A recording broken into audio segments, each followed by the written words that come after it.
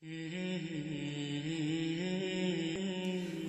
alaikum wa rahmatullahi wa barakatuhu. We're going to emphasize 7 key facts that I think every single man needs to understand about women, and 7 key facts that women as well need to understand about men. Let's begin with women. What do women need to know about understanding men? And inshallah ta'ala, the goal of this is that when you understand these 7 points, it will better your relationship, will help you understand what exactly a man needs, what is he craving for. So, point number 1 of these 7, perhaps the most important out of all of these 7, what a man really wants from his wife, most of all, is respect. And by respect, I mean that if a man earns the respect of his wife, if he feels that his wife looks up to him, he feels that he is an authority, he feels masculine, he feels as if he is in charge. And Allah subhanahu wa ta'ala has said in the Quran, الرِّجَالُ قَوَّامُونَ عَلَى النِّسَاءِ, that men are qawwam over women. Men are the caretakers, the providers of women. And even modern psychologists fully understand this human characteristic. By respecting a man, a woman shows that he is her protector, that he is her guardian, her warrior, if you like.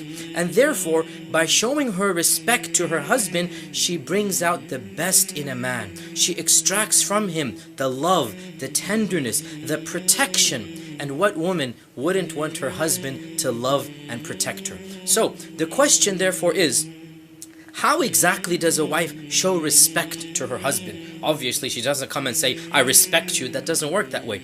Respect is not it's not a speech. It's not a statement. Respect is an attitude. Respect is a mode of life. So I want to give you some examples and some specific details of how respect is shown. Number 1, respect his knowledge and judgment.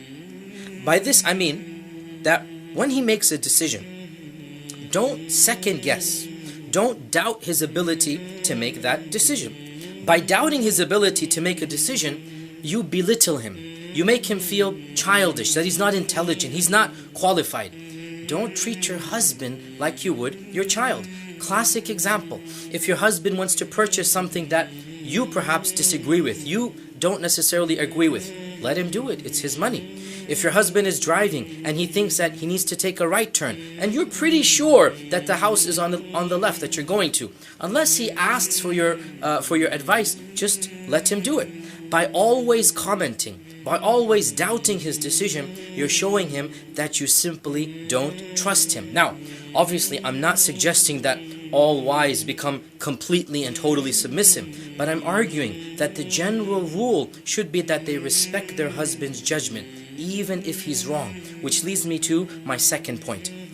Suppose the wife is with her husband, he's driving, and they're going to their friend's house, and he's going in a certain direction, and she's pretty sure it's in another direction, and she wants to comment, you're going wrong, turn left, turn right. So she's becoming now bossy, she's becoming now the one in charge. Well, what if she says, I know he's going in a wrong direction? My second point is, let him learn from his own mistakes and don't become his mother. Suppose that he did make the wrong turn. Well then, guess what? Next time around, he will learn from his mistake and he's not going to make the same mistake. Let me tell you a point of fact. As a man, if I make a mistake, I can only be irritated with myself. I can't be irritated with anybody else. But suppose somebody else told me to turn. Suppose the wife told me to turn and she did turn out to be wrong. Well then obviously this will bring about a great source of irritation. So next time he does make a mistake, don't rub it in. Simply understand that a man will make mistakes and he will learn from those mistakes. This is of the ways of showing your respect, that you don't double guess his judgment. And therefore, this also leads me to another point. Trust his capability in what he attempts to do. Suppose there's a leaky faucet and your husband jumps at the opportunity to be a man, and he brings his wrench from the toolkits, he brings all of the tape and all that's needed, and he's so excited. He's your knight in shining armor coming to rescue the damsel in distress from the leaky faucet. And instead of welcoming your knight in shining armor, you scorn, you laugh, and you sarcastically say, you can't fix a leaky faucet. Why are you going to make things worse? Honey, just call the plumber, please. You see what's happened here? Do you see the problem? A man is trying to help out. Your husband is trying to save the day. But his wife presumes that he has no idea how to do the job. This is humiliating. It's painful. It's deflating to his ego. Basically, you're saying that you don't trust your husband to fix a leaky faucet.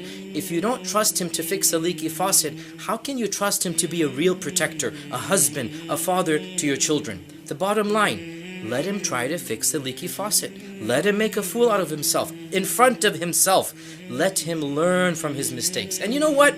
Most of the time, I'm pretty sure, most of the time, anything your husband attempts to do will actually be successful, much to your surprise. A man loves to take up a challenge. A man loves to break things apart and put it back together. Believe it or not, most men are not idiots. They can try to solve the problems that they're attempting to do. And if a wife insists on demeaning him, on disrespecting him, on challenging his knowledge and ability, then basically you are making him out to be a fool, making him out to be an unintelligent person, and so you are hurting his ego. Now again, showing respect here means trusting his knowledge, his judgment, and his abilities.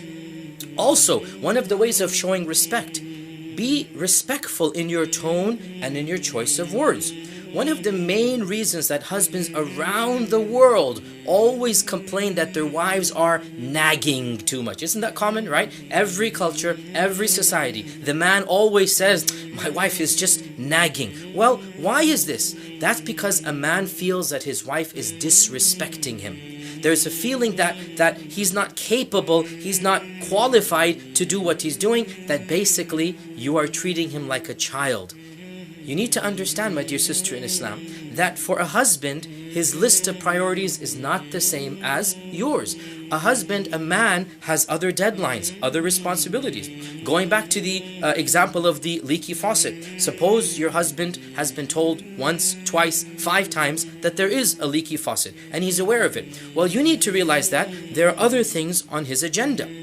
Perhaps he has a major project at work, which has to pay the rent, which is far more important than the leaky faucet. Perhaps he has to spend an afternoon doing another project that he feels is more important. No doubt, the leaky faucet needs to be solved, but there's a time, a place, and most importantly, a tone of voice and a choice of wording that needs to be displayed when a wife will continue to remind her husband of something that needs to be done. And if your husband states his opinion or suggests a plan of action, don't immediately retort back with a sarcastic comeback. Again, I'm not suggesting that wives be servile and docile and submissive, but I am saying that disagreements and alternative views need to be presented within a framework of respect.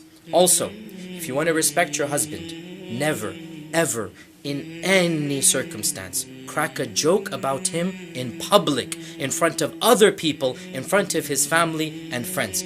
I don't know how else to put this. I'll be as blunt as possible. Men have fragile egos.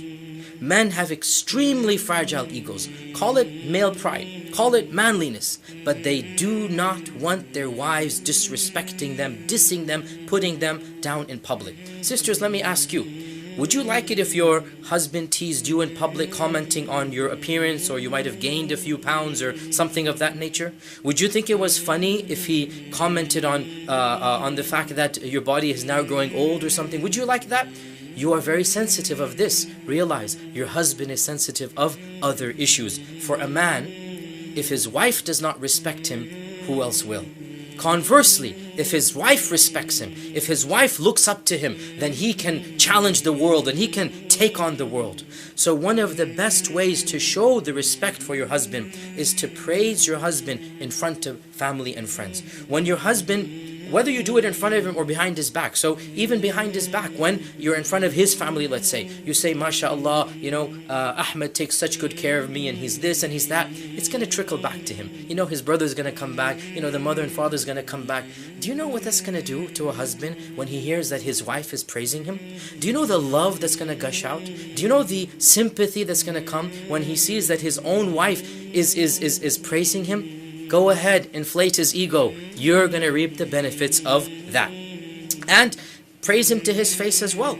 Every man loves to hear that, I'm so proud of you. You did a wonderful job today. After a presentation, after a leaky faucet, whatever it might be. Every man loves to stoke that ego, and if his wife is going to look up to him, then he feels the world is going to look up to him. One final point about respect. If you did do something that you feel show disrespect, acknowledge it and say you're sorry. Show your remorse. Show that you want some sympathy. Basically, be a woman, and your husband will be a man who loves you back in return. If you look at our tradition, our ahadith text, it is very clear that our religion demands respect to the husband. And there's a legitimate reason for this. Our Prophet ﷺ said it. All of you know this hadith, and it is a lot of time misused and abused, but that doesn't deny the fact that it is a hadith. Our Prophet ﷺ said that I do not allow anybody to prostrate to another human being.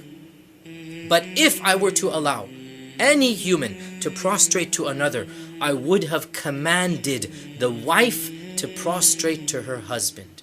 This is a famous hadith, and I want my sisters to understand the basic human psychology behind it. Sisters, if you treat your husbands with respect, your husbands will take care of you, will cherish you, will nourish you, will love you, will comfort you, because that is exactly what a loving and a respectful husband does. Conversely, if you treat him with disrespect, then don't be surprised that he will not treat you the way that you think you should be treated. Assalamu alaikum wa rahmatullahi wa barakatuh. We were talking about the points that every single woman needs to know about male psychology, about how and what her husband wants in a relationship. Point number 1 was respect. Point number 2, men are created to provide. So it is ingrained in them that they're going to take care of the one whom they love. It is in the fitrah of a man that he wants to protect his wife. Men feel the need to take care of their wives, and they feel useful, they feel functional when they do. And this goes back to what Allah says in the Quran, that men are qawwam over women. And of the meaning of qawwam is to take care of. And we all know that our Sharia obligates upon men to take care of the woman. And this is in complete harmony with the natural instinct that Allah has given us.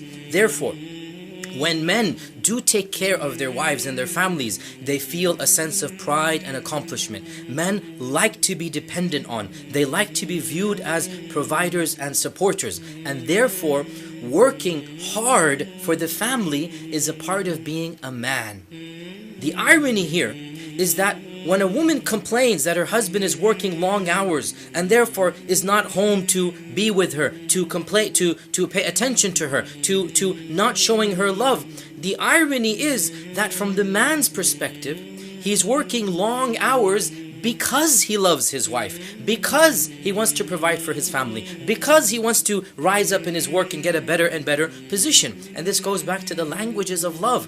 Men show their love by providing the financial support, by providing the physical needs of the family, whereas women, by and large, don't view this as being an act of love. And therefore, women need to understand that dedicating long hours to one's work, to one's sustenance, this is in fact the sign that a man loves his children, loves his wife, and wants to take care of them.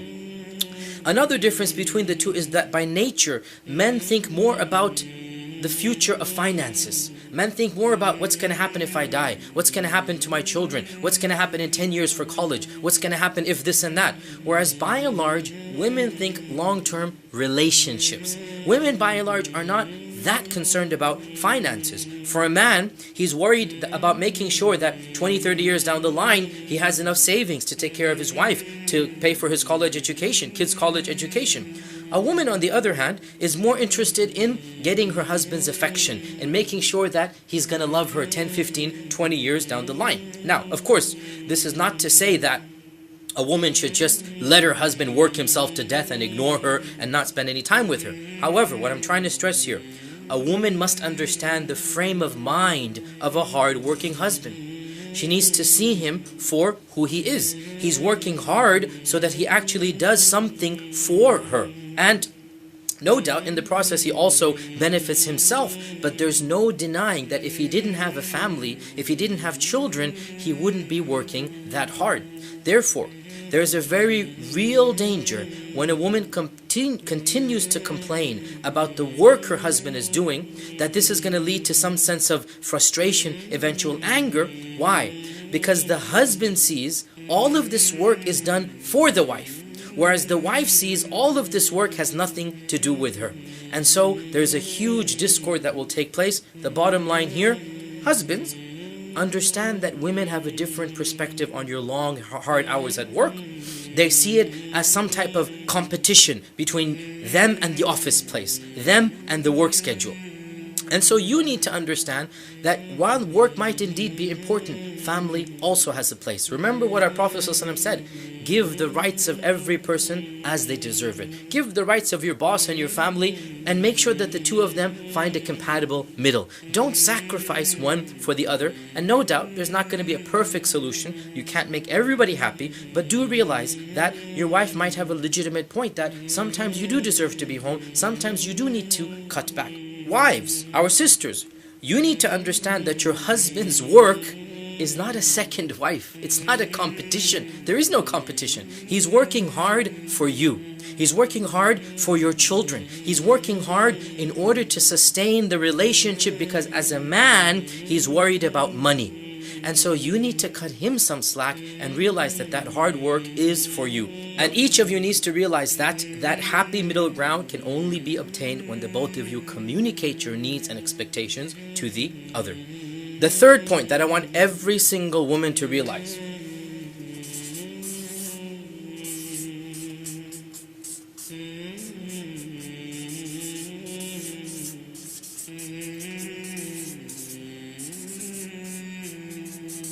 Very simple point. Sex empowers men. Men feel powerful when they're given sexual attention. It's no secret that men are sexual creatures. Everybody knows that. Even in this course, we've been stressing this point over and over again. The number one complaint that husbands have across the globe is that their wives don't give them enough sex. And this is regardless of religion, race, ethnicity, culture. What women fail to realize most of the time is that sex is not just a biological need. Of course, it is a biological need. Women fail to realize that men's need for sex isn't just like need for food or water or sleep. They don't understand that if a husband doesn't get sex, why he gets so cranky. What's the big deal about it? The point is that sex is the key to unlocking a man's emotion. When a man is shown sexual attention, it makes him feel like a man. It makes up for any other faults that a woman might have. And when a woman does not give a man sex, every fault of hers, even imaginary faults, will be discovered by the man. Sex makes a man feel loved and allows him to love back in return. If a man is given his sexual needs, the husband feels as if he's ready to take on the world. To be a man means that the masculinity in a husband is manifested within his married life. Let me put this very bluntly. If his wife showers him with sexual attention and gives him great sex, this makes him feel like a full man. He gets an extra powerful energy boost, and with this energy boost he feels that he can conquer the world. He feels that the sense of joy and satisfaction is so powerful that he can sweep away many other worries of life, many other distresses, many other work related, society related, and so on. Conversely, if a wife rejects her husband, if a wife does not allow a man to be a man with her, well then how is he going to be a man for the rest of the world? A wife's rejection of her husband is one of the most demoralizing factors that a man can possibly face. And it is for this reason that it is absolutely forbidden in our Sharia for a woman to say no to her husband's advances. Saying no is not just a refusal to be a wife, it's a refusal of him to be a man. Saying no is the ultimate height of disrespect, that you're denying him the very essence of his manhood.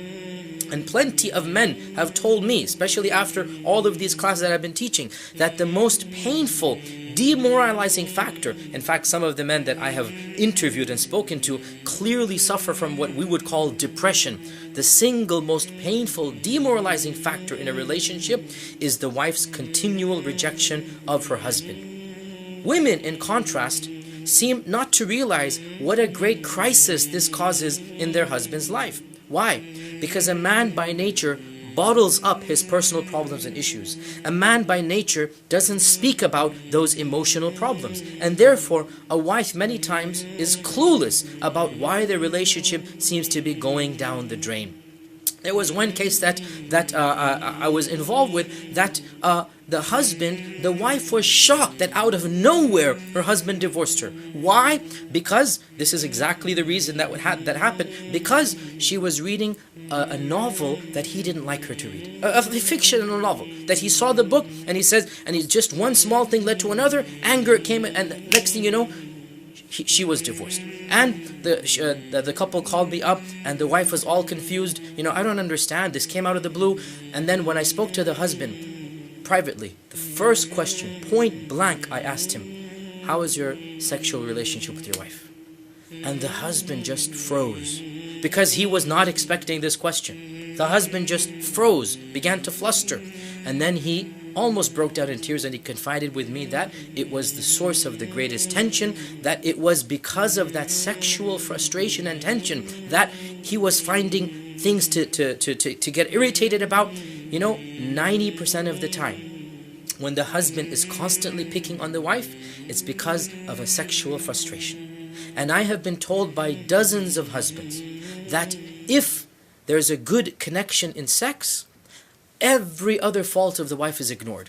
Bad food, late laundry, dirty house, everything is ignored.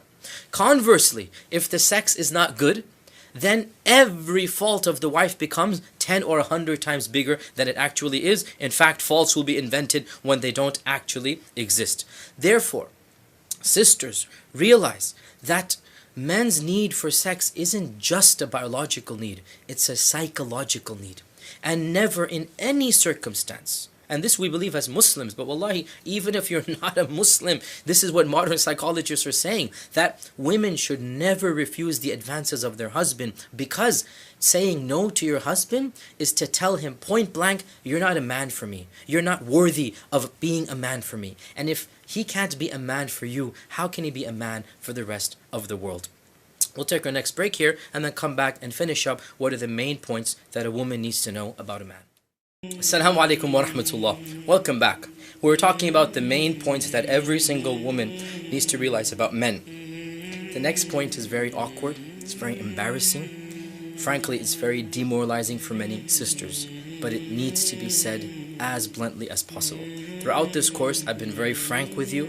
And the reason for this is that I firmly believe that knowledge empowers, that knowing the other gender, understanding basic male and female psychology will make a marriage situation better. The fourth point that every single Muslimah needs to realize is that women are the single greatest source of fitna and attraction for men. Men are naturally attracted to women, not just a woman, women in the plural. And even pious Muslim men, even happily married husbands, even people who love and adore their wives to death will find hundreds and millions and billions of women attractive. And that is because it is ingrained in the nature of men. No matter how beautiful their wife is, no matter how gorgeous, and no matter how much they love her. Sisters, please understand this point. Your husband can love you with his whole body and soul. But visually, one part of his brain, not his heart, one part of his brain will find millions and billions of women attractive. Women just don't understand how visual men are and how that affects their sense of appreciation. If a woman walks into a room, she might notice how expensive another lady's purse is, or how beautiful a lady's dress is. But she will hardly notice how tight that dress is on her body, or how that dress accentuates her curves, or how much skin is being flashed. However, when a man walks into any room, I can assure you that the first thing that he notices are all of these points. How tight the dress is, the shapes of her limbs, how much skin is being shown. And as long as he is in that room, even if he's the most righteous Muslim on earth, he will be battling the urge to stare. It's ingrained in every single person. In fact, it doesn't matter if the man is married or single. It doesn't matter if he's young or old. All men get a sense of thrill and a sense of happiness looking at a beautiful woman's body, and that is why our Sharia commands us to lower our gaze. Now, what this translates into is that a man automatically, inherently detects the presence of beautiful women. He's subconsciously aware of their presence even if he doesn't show it. If they go into a restaurant, if they walk in the lobby of a hotel, wherever they are, if somebody's dressed inappropriately, his head automatically, his eyes, no matter where they are, automatically will register that. Even if he's holding onto his wife's hand, one side of his brain is instantly registering all of these visuals that were coming in. As if that weren't bad enough, for every man, these images are constantly popping into his head throughout the day, throughout the night, and yes, even nights. Men dream about women. Typically, a young teenager finds his mind is inevitably wandering over to the topic of women every second, third minute. Every single young man finds it difficult to concentrate for any period of time without thinking of women. Now, why am I telling all of this? And I can assure you, sisters, I know your first reaction. I've taught this class too many times. You will say, I don't believe you, Sheikh. I just don't believe you. Whereas every single brother will be like, well, isn't that obvious? Didn't you know that? And I understand, sisters, it's very awkward for you to hear this type of information. Now, the first reaction of sisters is, if it's so bad, why don't you lower your gaze? Well, frankly, these days, even if you lower the gaze in the Western world, you see stuff you shouldn't see. But that's besides the point. What I'm stressing here is that even if a good Muslim man lowers his gaze, subconsciously, they are acutely aware of the presence of such women, and they're battling temptations to look at them. And it is true to state that it's impossible, even for the most righteous man, to guard his gaze 100% of the time. I am reminded of prophetic hadith and a statement of Ibn Abbas. In a prophetic hadith narrated by Sunan Abu Dawood, our Prophet ﷺ, it is said that he was sitting outside and a lady passed by in the distance. And he felt an urge, and he went to his wife and he satisfied that urge, and then he came out. And he said, verily, when a woman walks outside, Shaitan makes her look more beautiful than she is. Shaitan beautifies her up. So when one of you sees something that agitates him or basically, increases the desire, let him satisfy that desire with his wife. For indeed, his wife has what the other woman has, meaning his wife is a woman and the other lady was a woman as well. This is our Prophet Muhammad ﷺ. I want you to think about that. Even he was a man. Ibn Abbas, the famous cousin of the Prophet ﷺ, he commented on a verse that Allah says in the Quran that Allah shall forgive all of the that Allah will punish all of the major sins, but as for the lamam, they are overlooked. What is the lamam? Means the minor sins. As for the lamam, as long as you're righteous, they will be forgiven through the other good deeds. Ibn Abbas said, I know of no better illustration of what is a minor sin than the gaze of a man towards a woman. Now this is like an inevitable minor sin. Ibn Abbas is saying, I know of no better illustration when Allah says He shall punish the major sins, and as for the minor sins, they will be forgiven if you're righteous. And this is what the ahadith tell us. If you're praying, if you're, and by the way, this isn't an open license to go stare, obviously. The point being though, nobody can win the battle 100%. Nobody can, and I can assure you sisters, no man living in the Western world, dare I say even the Eastern world, can a day go by except that one or two images or something of this nature goes into his gaze. So why am I saying all of this? It's very depressing for women to hear, isn't it? And frankly, I know for a fact, because of the comments that I've gotten back, that this knowledge depresses sisters. It makes them feel cheap. It gives them a sense of hopelessness. Sisters, I'm not teaching this to you to depress you. I'm teaching this to you to empower you for a better marriage. primarily for two reasons. Firstly, when you do catch your husband's eyes straying, of course, be irritated with him, show your pain and frustration, and also be a good Muslim wife to him, and later on ask him what you can do to help him. But don't ever interpret your husband's gazing as implying that he doesn't love you or he loves you any less. That's the main point here. This attraction that a man has for another woman literally is at a surface level. There's no heart attraction. The love is going to be for his wife, but it is a different part of the brain. It has nothing to do with the wife being unattractive, with the wife being any less beautiful. In fact, it's not even fully sexual. And by that I mean, it's not the case that every beautiful woman he sees, he actually wants to take her to a hotel or motel and do it with her. No, it's just that it's a man's nature to admire the outer beauty of a woman. And I'm reminded of a very famous scenario. I'm not going to mention the names in this class, but a case went to court. It was in the national media and whatnot, that there was a really famous world model. She is known across the world, and every one of you probably knows of her name. She's one of the top 5 models in the world. That's how beautiful she is, right? And she has posed naked and with clothes on. She is drop dead gorgeous. And her husband was caught looking at pornography in their own house, and so she ended up divorcing him. Now, what's the moral of the story here? This man was married to one of the most drop-dead gorgeous models on the face of this earth. But he wasn't satisfied with her. He wanted more. And the irony is, excuse me for being so blunt here, while this man is looking at these dirty images, there must have been millions of men around the world looking at dirty images of his own wife, because she's one of the top models in the world. And his own wife is in the next bedroom. That was the whole point, is that, the wife is at home, she's there, and he's not satisfied. He wants something else. Now, again, astaghfirullah, I'm not excusing what the guy's done. I'm not saying that this is right. What I'm saying, though, is that sisters, don't diminish your own ego, your own sense of honor and respect if you do find your husband looking at another woman. Of course, reprimand him. Of course, rebuke him. But it's got nothing to do with you, and it's got nothing to do with his love for you. Secondly, when you realize that men have this huge problem looking at women, and they have all of these images circulating of women in their minds and popping up everywhere, around them, try to understand, just for a while, the frustration that he feels, the sexual frustration. And imagine that if he couldn't get that sexual frustration satisfied with his wife, where will it lead him? Sisters, no man in any Western country can even cross the street or turn on the television or open up a magazine or log onto an internet site except that there are dozens or hundreds of images smacking him across the face.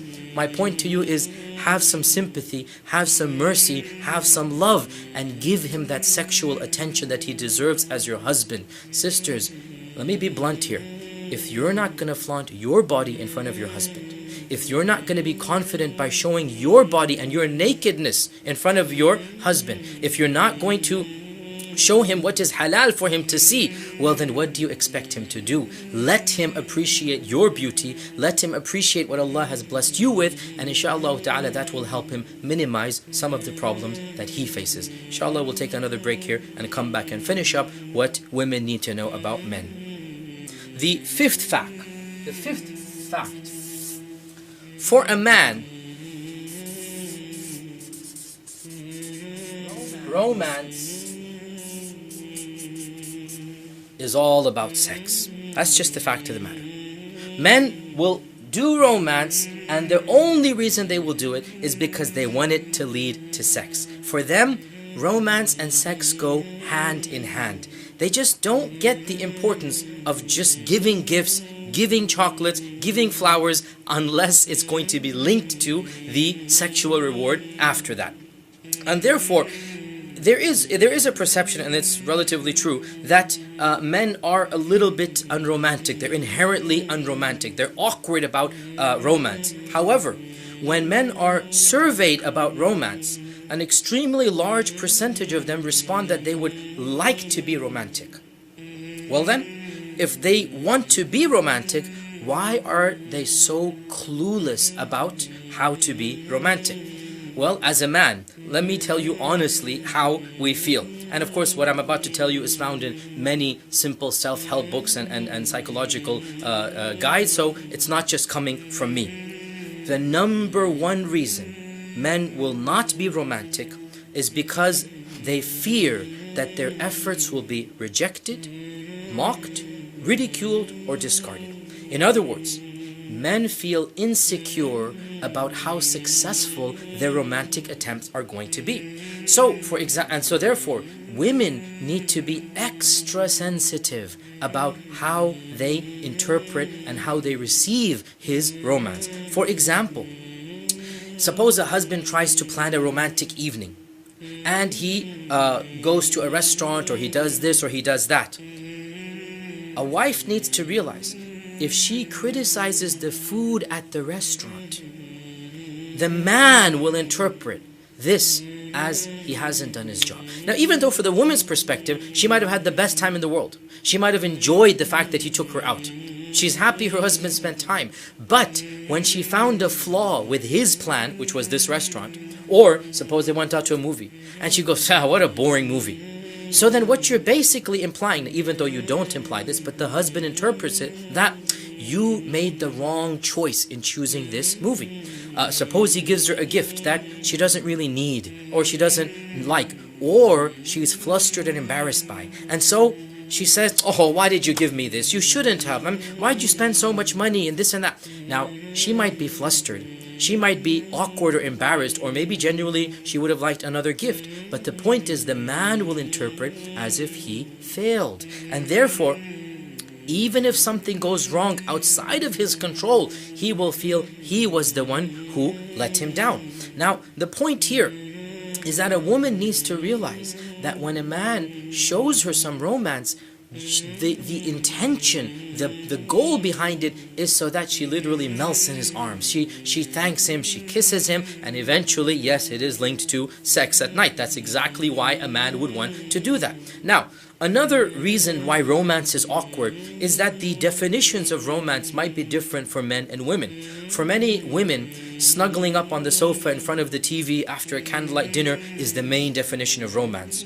For a man, it might be taking his wife out on a drive, or doing something that he likes to do. It's a very different understanding of what romance is. Now, this problem is a little bit easier to solve, and that is that each couple needs to communicate what exactly they'd like to do together.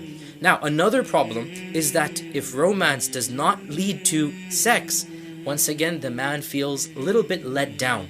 Well, frankly, he feels very let down. And again, I'm just being blunt here so that our sisters understand. By now, after all of these hours of lectures, surely we understand that men are sexual creatures. And romance is supposed to be rewarded with intimacy. And all you need to do is look at Western culture.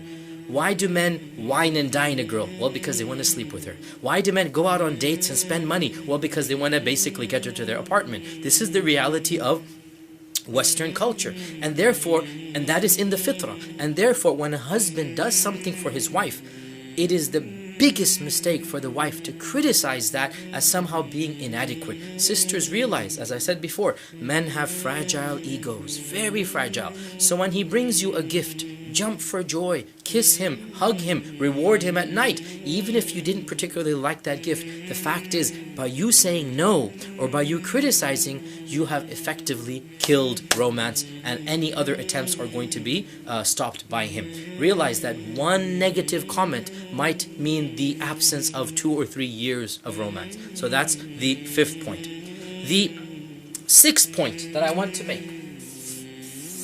The 6th point is,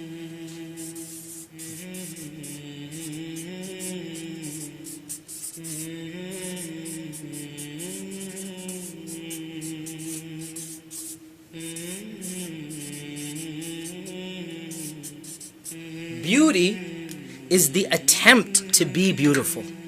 What do I mean by this? Women, I'm going to be very frank here again. Husbands really don't care if their wives' behinds are a little bit bigger than when they got married. But they do care that the wife is attempting to look good. She's wearing perfume, she's wearing makeup, she's looking good. Husbands don't compare their wives to supermodels. They really don't.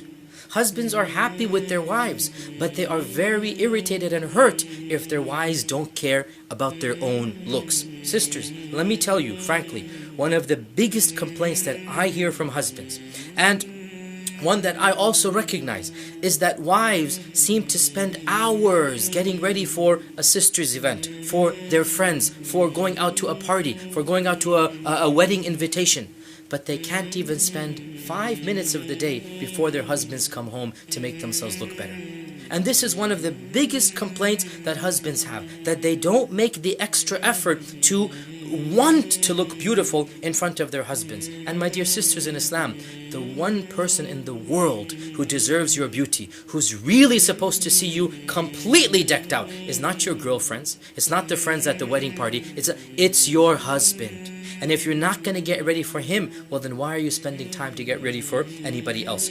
Women, by and large, don't understand the significance of looking good in front of their husbands. And they actually believe that they have to compete with the images of supermodels. Now it is true, I mentioned in a previous point, that the husbands are bombarded with these images. But let me tell you, as a man, a husband can decompartmentalize. He knows that these images are fake, or he knows that these are of supermodels. He's not comparing his wife's body to that of all of these supermodels. What he wants is his wife to attempt to look good, to put on some makeup, to dress nicely, to comb her hair, to be perfumed. And one of the biggest problems comes that a woman is very insecure about how she looks. And here is where the good news comes, that when a woman attempts to look good, when a woman takes time out, even if it's 5 minutes of her day, to comb her hair, to dress up, to put on some perfume, the husband sees that she cares about her appearance, that she's wanting to look beautiful.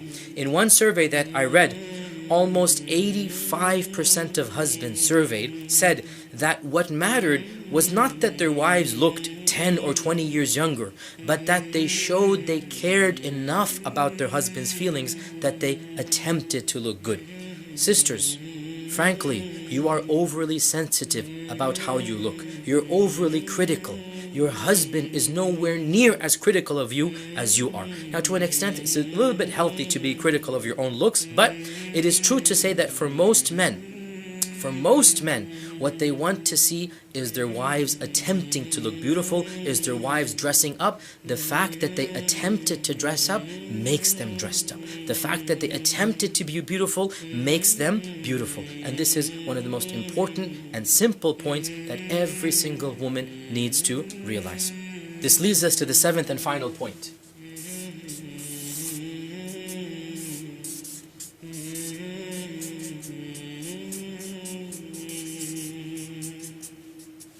I call it cave time. What do I mean by this? Sisters, wives, realize it is in the nature of men that they need some alone time. They need to be cut off from everything. They need to, whether it's reading the newspaper or browsing online or reading the news or listening, they need some alone time. It is in the nature of men that when they have a big problem, they don't tell other people. They sit down and they think about it. Or they'll think of other problems and let that work in the back of their mind. So for example, it's very common, men have a big problem, they're going to come home and listen to the world news. It's very depressing, a lot of things happening. You're looking at far bigger problems, and listening to these bigger problems actually helps a man cope with his own problems. Sisters, realize every single husband needs some alone time. It's called cave time. He wants to go into his cave, cut off from everything else around him. So when your husband wants that alone time, wants that cave time, let him go into that cave, but have some time. He needs to realize, of course, he needs to come out as well. Of course, one of the problems is that husbands, when they come out of the cave time, they just want to go to sleep and don't want to spend any family time. Definitely, that's the other extreme. But do realize, men are not as social as women. Men are not as open about their feelings as women. It is a part of being a man to go brood, to go contemplate, to go sit in a quiet corner, and that quiet corner could be in front of the television, it could be in front of the computer, it could be in front of a magazine or book. And therefore, if you have something really important to talk about and you find your husband in his cave, well then tell him, honey, when are you going to be finished so that we can talk? Now, of course, I mentioned before, husbands need to be fair as well, that if they say 7:30 or 9 o'clock, they better live up to their adjustments and their promises as well. But wives, realize that husbands, every man needs some time alone. When a man walks away from an argument, when a man goes into his room and the wife is having an argument with him, let's say, that doesn't mean he doesn't care. That's his cave time. You need to understand, for a man, a big problem is solved by quiet space, by thinking it through. This is the way he does it. Whereas for a woman, a big problem is solved by talking about it, by talking with her friends, by repeating the same thing over and over again. And a man doesn't solve things this way. Simply understanding this basic fact of male psychology will help going a long way in giving him some free space and allowing him to be who he is. And of course, no doubt, when we talk about the men, we'll say, men as well need to understand that this cave time cannot eat up their family time. There's a time for this and a time for that. These are the 7 primary points that I want every single Muslimah to know about men, so that inshaAllah ta'ala it will help them in their relationships. Jazakumullahu khairan. Wassalamu alaikum wa rahmatullahi wa barakatuh.